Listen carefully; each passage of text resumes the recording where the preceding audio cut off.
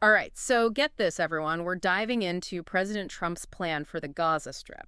And it's one of those things where, like, everyone is talking about it. Yeah, it's not just like, another day at the office in the world of international relations. No, not at all. We're looking at a whole stack of news articles, opinion pieces, even some insider whispers, and it's all pointing to, Like a huge change. right, a huge change in how the U.S. is approaching this whole Israeli-Palestinian conflict. It feels different. Like this is one of those things that could really shift things. Yeah, shift things, is Yeah. putting it mildly.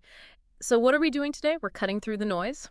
All that noise. Yeah, figuring out what is actually being proposed. Not just the headlines. Right. What's the reaction around the world? And how are people really feeling about this? Not just what they're saying publicly. And then the big question, what could this mean for the future? I mean, for Gaza itself, but also... For everyone involved. Exactly. For the whole Israeli-Palestinian conflict, which, let's face it, has been going on for... Well, a very long time. Okay, so let's get into it. Let's unpack this. Yeah, unpack it.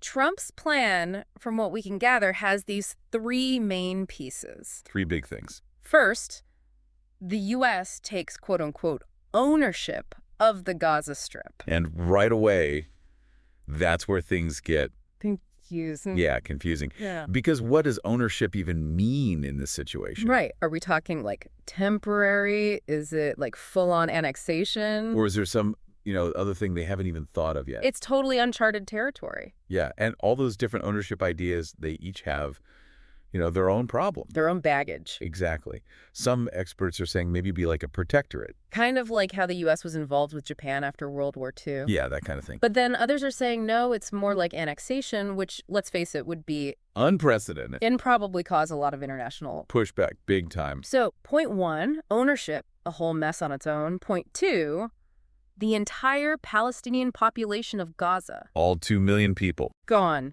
Resettlement, permanent, in other countries. And boom. Yeah. Immediate pushback. Oh, yeah. Trump has mentioned Egypt, Jordan. What? Hard no from both of them. Not even a little bit of, maybe we'll think about it. Nope. Point three. The U.S. redevelops Gaza. And this is where it gets, well, I don't even know the word. Surreal. A little bit, because he's talking about turning it into, and I'm quoting here, a Riviera of the Middle East. Like a vacation spot. Right. Which is so bizarre when you think about what Gaza is like right now. It's jarring. It's like two different universes. Yeah. So why is this resettlement idea causing such a, well... a firestorm. Yeah, a firestorm. Why are people so upset? Well, you have to understand, for Palestinians, the idea of being forced off their land, Yeah. it brings up this whole history of trauma, especially the Nakba. Right, the Nakba was... And so many Palestinians were displaced in 1948 when Israel was created. So for them, this is like not just history, it's their family's story. Their grandparents, their parents. And a lot of the people in Gaza right now are descended from those refugees from 1948. So when they hear Trump talking about resettlement, it's like Yeah. reopening this huge wound. It's not just a policy debate, it's very personal. And then there's the global reaction. Oh, yeah. That's been Intense. swift and fierce, like a slap in the face. Yeah. And it's not just the usual critics. We're talking... Arab countries, European leaders, even some people who usually agree with Trump. They're all like, whoa, hold on a second. There's a lot of talk about ethnic cleansing and violating international law. And it's not just, opinion pieces. There are actual legal experts saying... That's illegal. Right. Like Tamer Morris from the University of Sydney. He said the U.S. could only take control of Gaza if the people who actually control it agreed. And Israel can't just hand it over to the U.S. It doesn't work that way. So, legality aside, we have countries like Egypt and Jordan taking a really strong stance. Yeah, they're like, absolutely not. What's going on there? Why are they so against it? It's complicated. I bet. But part of it is they're worried about their own stability. Because they have their own Palestinian populations. Exactly. And agreeing to this resettlement could cause a lot of problems for them. Unrest, maybe even like threats to their own security. It's like yeah. one giant messy puzzle. And the U.S. pushing this plan could really mess things up. Not just for them, but... globally. Yeah, big time. And then there are the Palestinians in Gaza. Their voices are... powerful. There's this sense of defiance, like, we're not going anywhere. Yeah. Like one man said, I'd rather live in my tent. Even if it's under rubble, I won't leave. And he said, put that in your brain. Wow. Talk about a strong message. They're not backing down. Okay. So we have international condemnation, Palestinians saying, no way, potential legal problems. What about the home front? Yeah, what's happening in the U.S. and Israel, politically speaking? That's where it gets really... Interesting. Yeah, because it's all over the place. Super divided. Some Republicans are like, go for it. But Democrats are mostly saying, this is crazy. And in Israel, you've got the far right celebrating. While others are a bit more, cautious. It makes you wonder, does Trump even really believe in this plan? That's the big question. Is this about policy or is it about politics?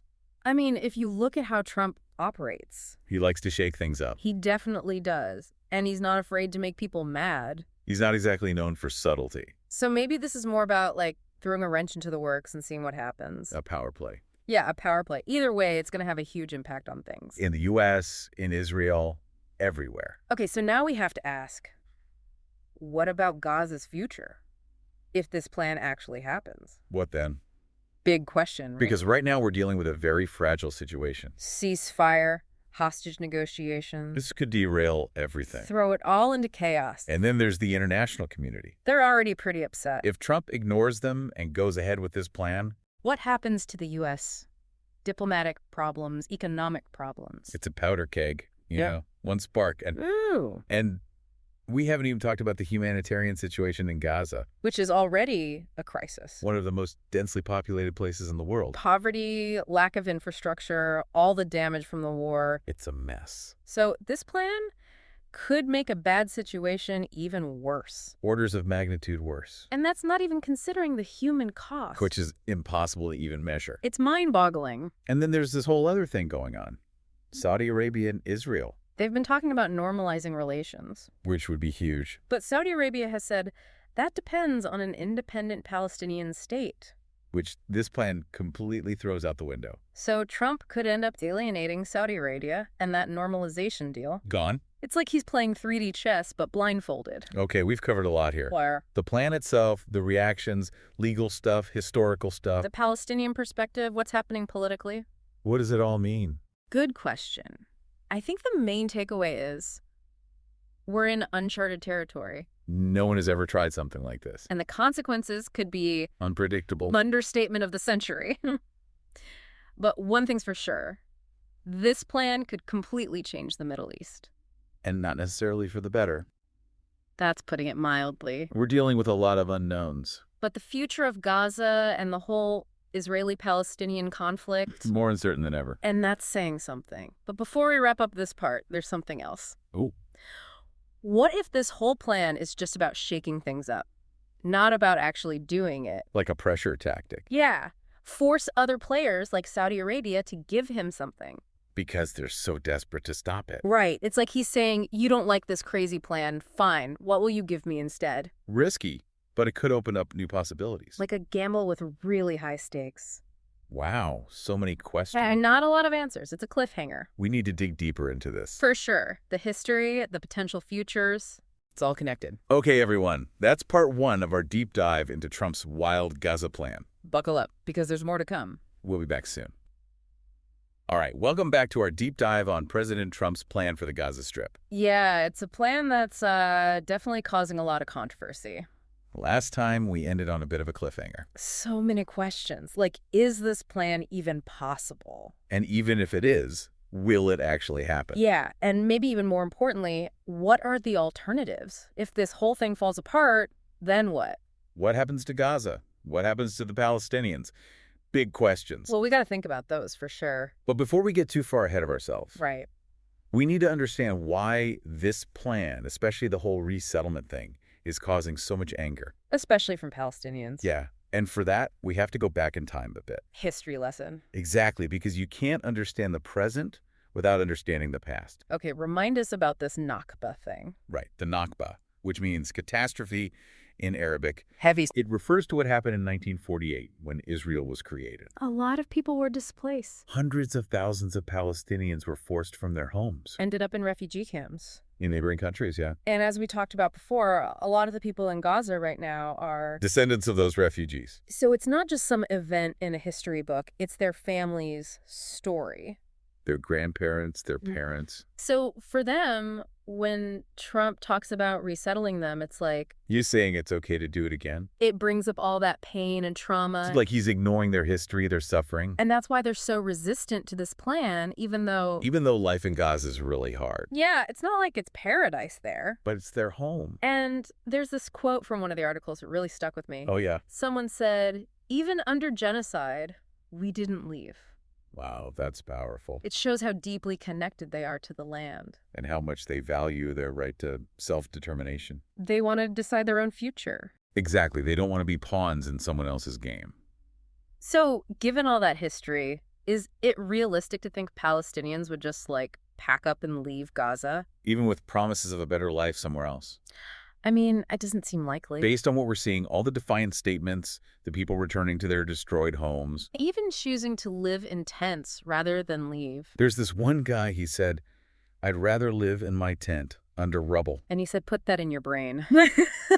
It's not messing around. Definitely not. So if mass resettlement is not going to happen... What are the other options? Let's brainstorm here. What could the future of Gaza look like? Okay, one idea that's been around for a long time. Yeah. The two-state solution. An independent Palestinian state alongside Israel. The classic solution. But is it even possible at this point? I mean, things have been so tense for so long. There are some strong arguments against it. Yeah, like some people say it's dead. That the political will just isn't there. And that Trump's plan has basically killed it off for good. There's definitely a risk of that. But then other people say... It's still the only way to achieve a lasting peace. Because it addresses both sides' needs. Palestinian self-determination. And Israeli security concerns. It's a framework, at least in theory. Yeah, in theory. And it's interesting that even some of Trump's biggest critics... They still support the idea of a two-state solution. It shows that there's some agreement on the basic principle. Even if they disagree on how to get there. And don't forget about Saudi Arabia. Right. They want normalization with Israel. But they made it clear that it depends on an independent Palestinian state. So if Trump pushes this plan through... He could end up making things worse. Alienating key players, making a peace agreement even harder. It's a delicate balance. You got to think several steps ahead. Okay, let's play devil's advocate for a second. All right, I like it. What if, somehow, Trump's plan actually works? Okay, let's say the Palestinians are resettled. The U.S. takes control. And this Riviera of the Middle East actually happens? Well, even if we ignore all the ethical and legal questions, which are huge, there's still massive practical challenges. Like, you're talking about rebuilding an entire territory from scratch. After years of war and neglect. And then attracting tourists to a place that's been known for conflict for decades. Yeah. Good luck with that. It's a tall order, to say the least. And let's not forget about the potential for resistance. Yeah. Are Palestinians just going to accept this new reality? It seems unlikely. They've already shown how much they're willing to fight for their homeland. The U.S. could end up in another quagmire. Like Iraq or Afghanistan. A costly, endless war. That would make the U.S. look bad and destabilize the whole region. Leading to more conflicts, more extremism. So even if Trump's plan succeeds in the short term, it could create a whole new set of long-term problems. A gamble with potentially catastrophic consequences? So we have to ask ourselves, is it worth the risk? Okay, so Trump's plan is probably not going to work. And the two-state solution is looking less and less likely. So, what now?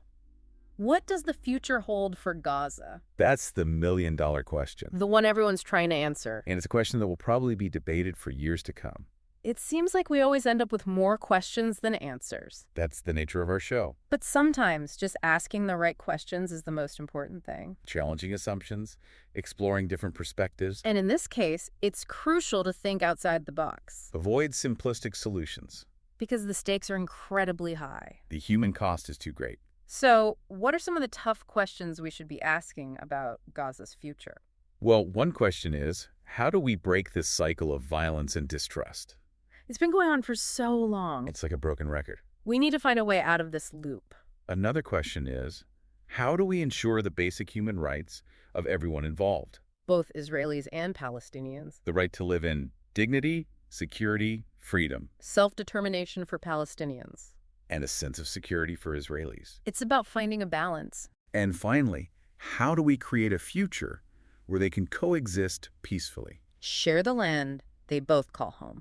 Those are big questions. No doubt. But they're the questions we need to be asking. The future depends on it. The future of Gaza, maybe even the whole Middle East. Okay, that's a lot to think about. We've covered a lot of ground here in part 2. The historical context, the challenges, the potential fallout. And the need to think beyond the usual solutions. To envision a different future for Gaza? And in part 3, we'll be joined by a special guest. Dr. Sarah Ahmed, an expert on the Israeli-Palestinian conflict. She'll help us delve even deeper into these issues. And explore potential paths forward. So stay tuned for the final part of this crucial conversation. All right, welcome back to the deep dive, everyone. We're wrapping up our exploration of President Trump's plan for Gaza. And we've got a very special guest with us today. Dr. Sarah Ahmed. She's a leading scholar and author. A real expert on Middle Eastern politics, and especially the Israeli-Palestinian conflict. Dr. Ahmed, welcome to the show. It's a pleasure to be here. Thanks for having me. It's an honor to have you join us for this last part of our deep dive. We've been digging into the details of Trump's plan, the global reaction. The legal questions, the historical context, all that. But we're still struggling with some big questions. Like, is there a way forward at all? What are the alternatives to what Trump's proposing? And if his plan does gain traction, what happens then?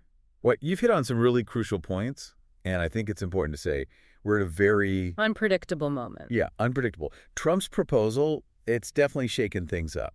Disrupted the status quo, for sure. But it's also, maybe unintentionally, created this opportunity to, step back and rethink some things. Rethink some fundamental assumptions about the conflict, you mean? Exactly. Like what kinds of things? Well, for years, decades really, the two-state solution has been seen as the only way to go. The only path to peace. Right. But as we've discussed, progress has basically stopped. Yeah. And a lot of people, myself included, are wondering if that framework even makes sense anymore. Given the current political climate. Exactly. It's a different world now. So if the two-state solution is fading away, then what other options are there? That's the million-dollar question, isn't it? Yeah. And there are no easy answers. I bet. But I think we need to start thinking creatively, considering different models. Models that fit the reality on the ground and that actually address what people want. Yes. What Israelis want, what Palestinians want. Can you give us some examples? What would those different models look like? One idea that's been getting some attention, especially among younger Palestinians, The younger generation? yes, is a single binational state. Where Israelis and Palestinians would have equal rights. And equal citizenship. That's a pretty big departure from the traditional approach. What are some of the, pros and cons of that? Challenges and opportunities? Well, it would be incredibly challenging, let's be realistic. No doubt about that. It would require a huge change in thinking on both sides. A willingness to, let go of the past. Yeah, to forgive. And to really imagine a shared future. Exactly. But it also offers opportunities. For a more just society. For equality, for recognizing both people's identities. But is that even possible? Given the history, the mistrust. Of course it would be difficult. Any solution to this conflict will be difficult. It's been going on for so long. It's going to take compromise, a commitment to reconciliation, Like a lot. empathy, understanding each other's stories. It's a long road. It is a long and difficult road, but I believe it's the only way to achieve a real lasting peace. Dr. Ahmed, shifting gears a bit, what are your thoughts on what could happen if Trump's plan actually goes forward? I think it would be a disaster, frankly. For both sides. For Israelis, for Palestinians, for the whole region. More violence, more instability. It would make the humanitarian crisis in Gaza even worse. And damage America's reputation globally. Make it harder to reach a peace agreement in the future. We've talked a lot about the international community. What role do you see them playing in all this? They have a critical role, for sure. In terms of, providing aid to Gaza? Yes, humanitarian assistance is essential. And making sure everyone follows international law. Absolutely, holding all parties accountable. And mediating, maybe. Yes, facilitating dialogue, helping build trust. But ultimately, the solution has to come from within. From Israelis and Palestinians themselves. A change in mindset. Seeing each other not as enemies, but as neighbors. That's a powerful way to put it. Dr. Ahmed, thank you so much for sharing your expertise with us. This has been a really enlightening conversation. Thank you for having me. I believe these kinds of open and honest conversations are crucial. They're how we move forward. Exactly. Well, folks, that's a wrap on our deep dive into Trump's Gaza plan. We've covered a lot of ground. The plan, the reactions, the history. The legal stuff, the alternatives, And we've even explored this idea of a single binational state. which is a challenge, but also a hopeful possibility. As Dr. Ahmed said, the path forward is full of obstacles. But we have to keep searching for solutions. Solutions based on justice, equality, and recognizing our shared humanity. This deep dive has been a lot to process. But we hope it sparked your curiosity. We encourage you to keep learning about these issues. Engage in thoughtful conversations and use your voice to advocate for a better future for everyone. Thanks for joining us on this journey. Stay curious, stay engaged, and keep those brains working.